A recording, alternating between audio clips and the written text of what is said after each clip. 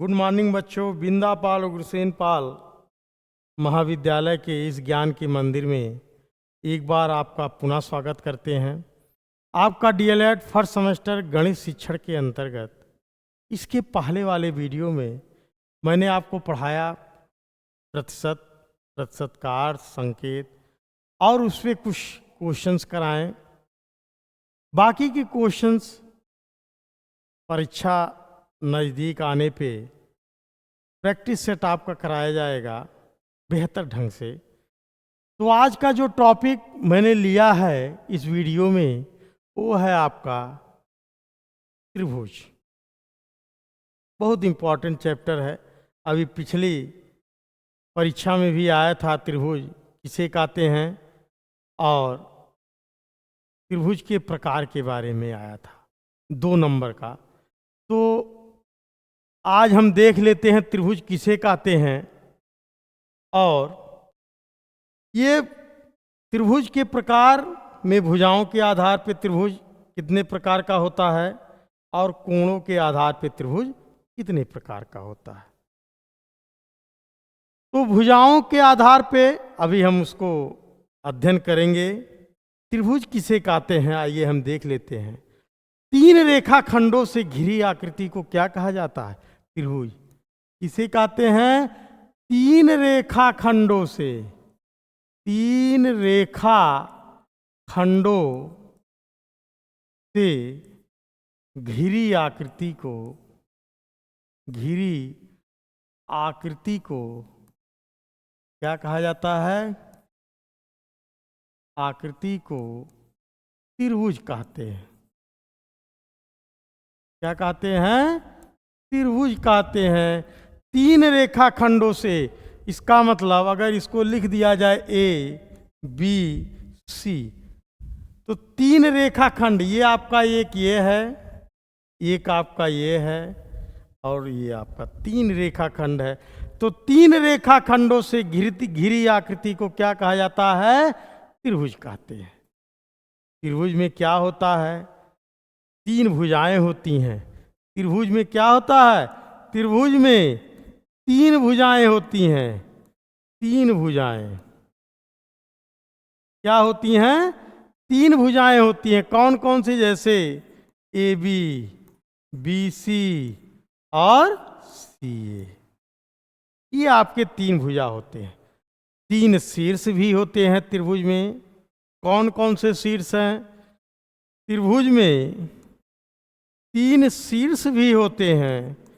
कौन कौन सा शीर्ष है? ए बी और सी, ये आपके 3 शीर्ष हैं। और त्रिभुज में 3 अंतः कोण भी हैं। ये कोण ए, कोण बी, कोण। इस त्रिभुज के तीनों अंतः कोणों का योगफल 2 समकोण होता है या 180 अंश होता है। त्रिभुज के तीनों अंतः कोणों का योगफल कितना होता है? 180 अंश होता है। इस पे क्वेश्चन आते हैं, मैं अभी आपको क्वेश्चन कराऊंगा। तो त्रिभुज 3 रेखा खंडों से घिरी आकृति को क्या कहते हैं बच्चों? त्रिभुज कहते हैं। अब आइए हम देखते हैं कि कोणों के आधार पर त्रिभुज कितने प्रकार का होता है और भुजाओं के आधार पर। तब त्रिभुज के प्रकार में आइए हम देख लेते हैं। त्रिभुज के प्रकार। त्रिभुज के प्रकार में पहला है भुजाओं के आधार। किसके आधार पे? भुजाओं के आधार पे। भुजाओं के आधार पर। तो प्यारे बच्चों, भुजाओं के आधार पे आपका त्रिभुज 3 प्रकार का होता है। कितने प्रकार का होता है? 3 प्रकार का होता है। कौन कौन सा? पहला है समबाहु त्रिभुज। क्या है? समबाहु त्रिभुज।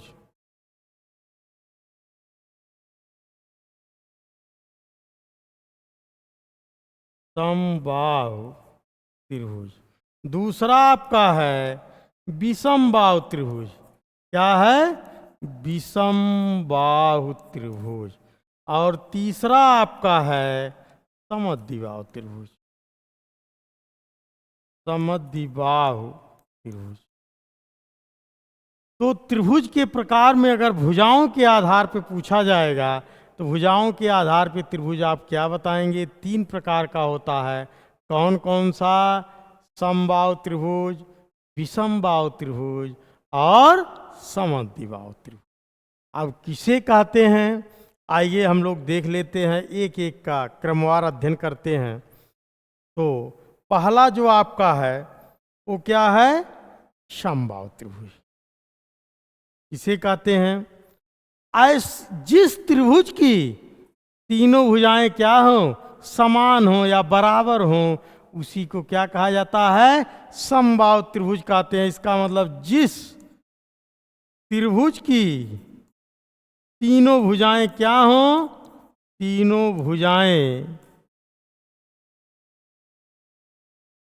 समान हो। क्या हो? समान हो, उसी को समबाहु त्रिभुज कहते। समबाहु त्रिभुज कहते। जैसे अगर यहाँ एक त्रिभुज आपका बना दिया गया ए बी सी, अब भुजाएं, इसका मतलब ए बी भुजा है। ए बी भुजा अगर बी सी के बराबर हो और बी सी भुजा सी ए के बराबर हो तो कौन सा त्रिभुज प्यारे बच्चों कहलाएगा? समबाहु त्रिभुज कहलाएगा। कौन सा त्रिभुज कहलाएगा? समबाहु त्रिभुज। ऐसी त्रिभुज जिसकी तीनों भुजाएं समान होंगी उसी को समबाहु त्रिभुज कहते हैं। आ गया समझ में? सम मतलब समान, बाहु मतलब भुजा। जिसकी सभी भुजाएं समान हो उसी को समबाहु कहते हैं। दूसरा आपका, आइए देख लेते हैं। दूसरा आपका है समद्विबाहु त्रिभुज।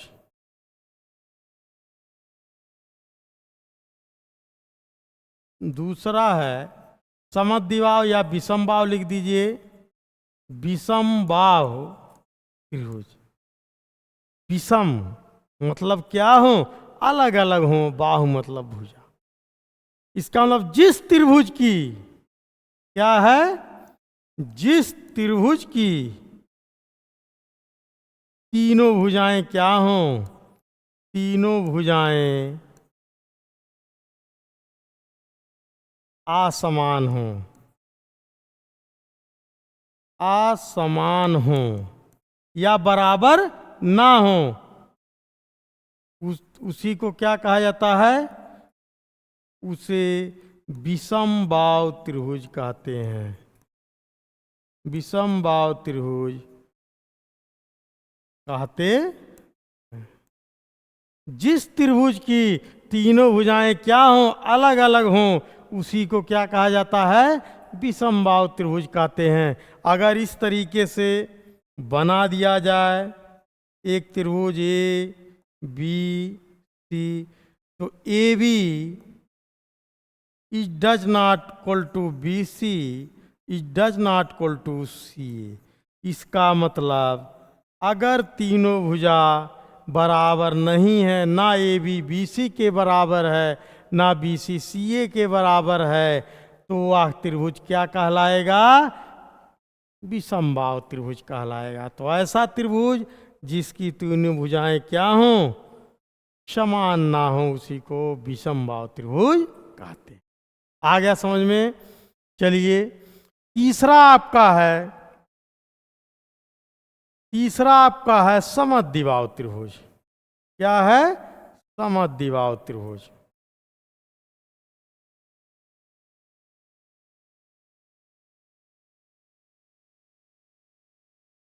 समद्विबाहु त्रिभुज। सम मतलब समान, द्वि मतलब दो, बाहु मतलब भुजा। जिसकी दो भुजाएं क्या हो? समान हो। इसका मतलब जिस त्रिभुज की दो भुजाएं, जिस त्रिभुज की दो भुजाएं समान हों, उसी को क्या कहा जाता है? उसे समद्विबाहु त्रिभुज कहते हैं। क्या कहते हैं? समद्विबाहु त्रिभुज कहते हैं। जिस त्रिभुज की दो भुजाएं समान हो उसी को समद्विबाहु त्रिभुज कहते हैं। इसका मतलब अगर आपके सामने एक त्रिभुज ए बी सी बना दिया जाए तो कह रहा है ए बी बराबर B C is does not equal to C A, या ये कंडीशन हो या ए बी बराबर सी ए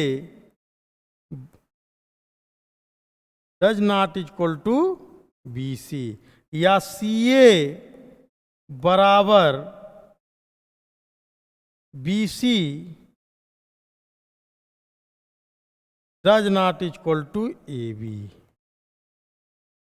क्या होगा? इसका मतलब दो भुजाएं बराबर होंगी लेकिन तीसरी भुजा बराबर नहीं होगी। इसमें से अगर कोई कंडीशन रहेगा तो क्या होगा? समद्विबाहु त्रिभुज आपका कहलाएगा। तो आपका भुजाओं के आधार पे त्रिभुज तीन प्रकार का मैंने बताया। कौन कौन सा? समबाहु त्रिभुज जिसकी तीनों भुजाएं बराबर होती हैं, विषमबाहु जिसकी तीनों भुजाएं अलग अलग होती हैं, समद्विबाहु जिसकी दो भुजाएं बराबर होती हैं, उसी को क्या कहा जाता है? समद्विबाहु त्रिभुज कहते हैं। तो इस तरीके से भुजाओं के आधार पे त्रिभुज का विभाजन किया गया। तो आइए अब हम देखते हैं कि कोणों के आधार पे त्रिभुज, किसके आधार पे? कोणों के आधार पे। कोणों के आधार पे,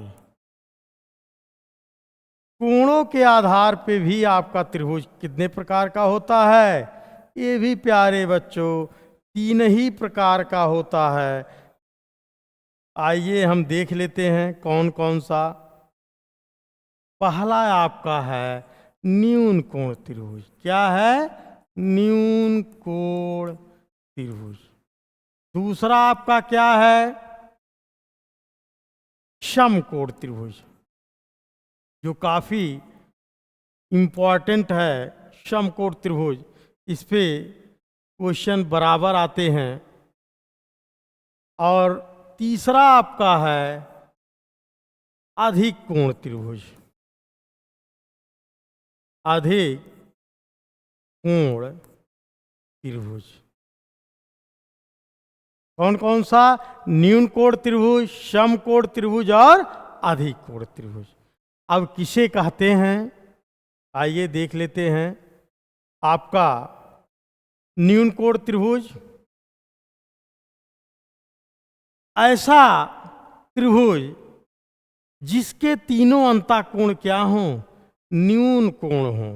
इसका मतलब ऐसा त्रिभुज, ऐसा त्रिभुज जिसकी, ऐसा त्रिभुज जिसका प्रत्येक कोण, प्रत्येक कोण न्यून कोण हो। क्या हो? न्यून कोण हो। उसे क्या कहते हैं? उसे न्यून कोण त्रिभुज कहते हैं। न्यून कोण त्रिभुज कहते।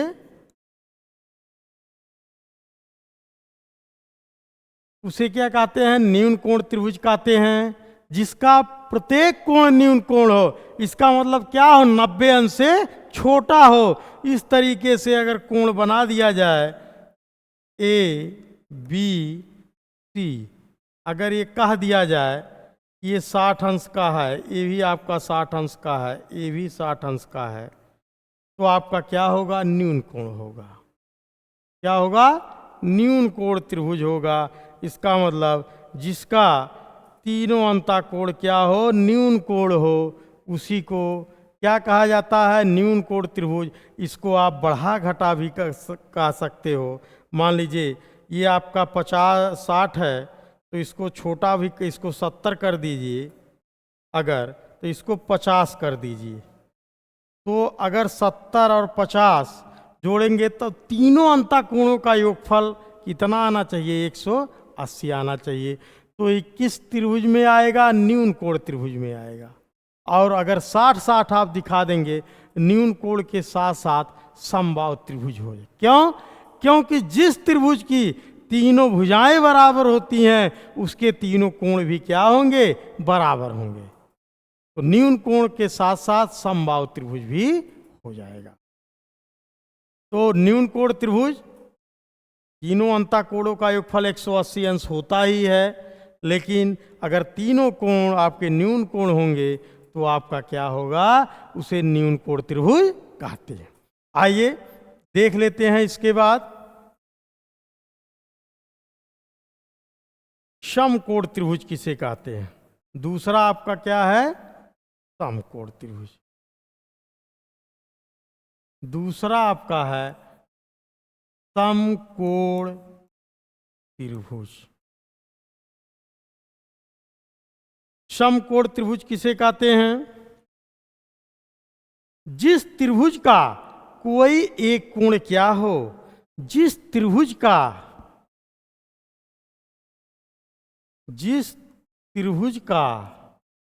कोई एक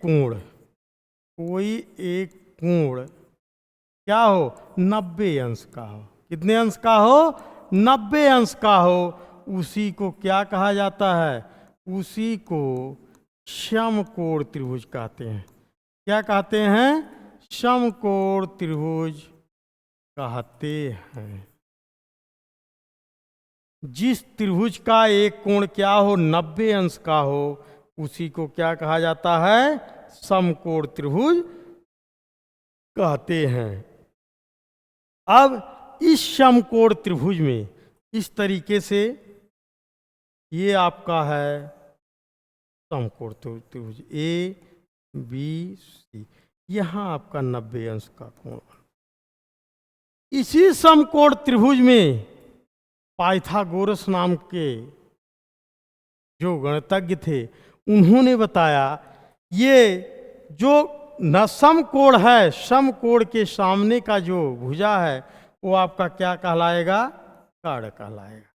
और समकोण बनाने वाली ये भुजा ए बी और बी सी, अगर यहाँ 90 अंश का कोण बना रहा है तो इसमें एक भुजा आपका क्या है? लंब है, तो दूसरा क्या होगा? आधार होगा। क्या होगा? लंब और आधार।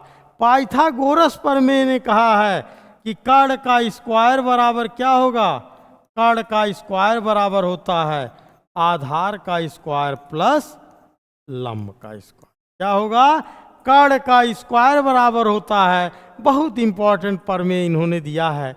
इसका बहुत ही उपयोग है कि कर्ण का स्क्वायर बराबर होता है आधार का स्क्वायर प्लस लंब का स्क्वायर। अगर ये भुजा 4 है, ये भुजा 3 है, तो 4 का स्क्वायर 4 चौक 16 प्लस 3 का स्क्वायर 9 बराबर क्या होगा? 25। और 25 का वर्गमूल जब आप लेंगे, सॉरी ये स्क्वायर है ही 16, 25 और कर्ण बराबर कितना आएगा? आ जाएगा आपका कर्ण बराबर आ जाएगा 5 सेंटीमीटर। क्या आ जाएगा? ये 5 सेंटीमीटर आएगा। तो कर्ण का स्क्वायर बराबर होता है लंब का स्क्वायर प्लस आधार का स्क्वायर। समकोण त्रिभुज में कर्ण पर बना वर्ग क्या है? कर्ण पर बना वर्ग शेष दो भुजाओं पर जो वर्ग बन रहे हैं उसके क्या होते हैं? बराबर होते हैं। शेष 2 वर्गों के योग के क्या होते हैं? बराबर होते हैं। बड़ी भुजा के सामने का कोण भी क्या होते हैं? बराबर बड़ी होती है। और छोटी भुजा के सामने का कोण क्या होता है? छोटा होता है। ये चीज याद रखिएगा। तो समकोण त्रिभुज का अगर कह दिया जाए, इसका किसी भी त्रिभुज का अगर आधार दिया हो, लंब दिया हो, तो त्रिभुज का एरिया भी आप निकाल सकते हैं। तो त्रिभुज का क्षेत्रफल या आधार दिया हो तो हो जाएगा 1/2 आधार गुणे लंब, लंब या ऊंचाई। ये किसी भी त्रिभुज का, जिस त्रिभुज का आधार दिया होगा, ऊंचाई दिया होगा, उस त्रिभुज का एरिया अगर कहा जाए निकालने के लिए तो होगा 1/2 आधार गुणे ऊंचाई या लंब। आ गया समझ में? इस पे बार बार क्वेश्चन आते हैं, इसलिए इसको बेहतर तरीके से आप जान लीजिए। उसके बाद में, इसके बाद है अधिक कोण त्रिभुज। अधिक कोण त्रिभुज किसे कहते हैं?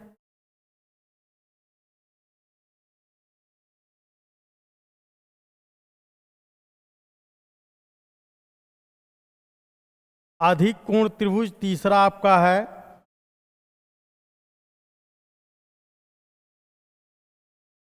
अधिक कोण त्रिभुज।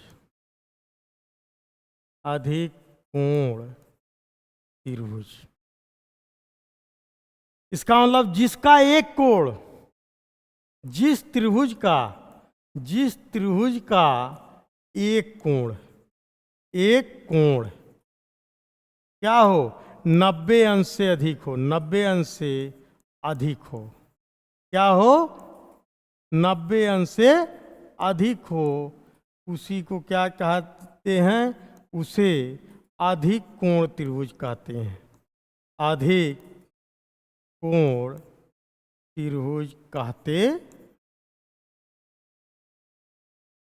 इसका मतलब अगर इस तरीके से कह दिया जाए, ये कोण ए बी सी, एक कोण 110 अंश कर दिया जाए, तो ये क्या कहलाएगा? अधिक कोण। इसका मतलब एक कोण अगर अधिक कर दिया गया तो इसका मतलब ये जान लीजिए जो दोनों कोण बचेंगे वो न्यून कोण होंगे। ये कन्फर्म है। क्यों? क्योंकि जब त्रिभुज के तीनों अंतःकोणों का योगफल क्या होता है? 180 अंश होता है। ये 110 ऑलरेडी हो ही गया है, तो दोनों कोणों का जो होगा वो क्या होंगे? 90 अंश से कम ही होंगे। इसका मतलब न्यून कोण होंगे। तो जब एक कोण अधिक कोण हो जाएगा तो दोनों जो कोण बचेंगे वो क्या होंगे? न्यून कोण होंगे। ये चीज़ याद रखिए। तो इस तरीके से इसे क्या कहा जाता है? अधिक कोण त्रिभुज, जिसका क्या हो, एक कोण 90 अंश से अधिक हो और 180 अंश से कम हो। अधिक हो, 180 से कम भी हो, 180 से कम हो, उसी को क्या कहा जाता है? अधिक कोण त्रिभुज कहते हैं। तो प्यारे बच्चों याद रखिएगा, त्रिभुज के प्रकार में मैंने बताया, भुजाओं के आधार पर त्रिभुज 3 प्रकार का, समबाहु त्रिभुज, विषमबाहु त्रिभुज और समद्विबाहु त्रिभुज। कोणों के आधार पे भी मैंने बताया त्रिभुज 3 प्रकार का, कौन कौन सा? न्यून कोण त्रिभुज, उसके बाद में आपका अधिक कोण त्रिभुज और समकोण त्रिभुज। इस तरीके से त्रिभुज है। ये त्रिभुज का क्षेत्रफल कैसे ज्ञात किया जाता है? समबाहु त्रिभुज का क्षेत्रफल क्या होता है? किसी भी त्रिभुज का क्षेत्रफल और परिमाप कैसे निकाला जाता है, मैं आपको अगले वीडियो में एरिया और परिमाप निकालने के तरीके को लेकर फिर उपस्थित होऊंगा। तब तक के लिए थैंक।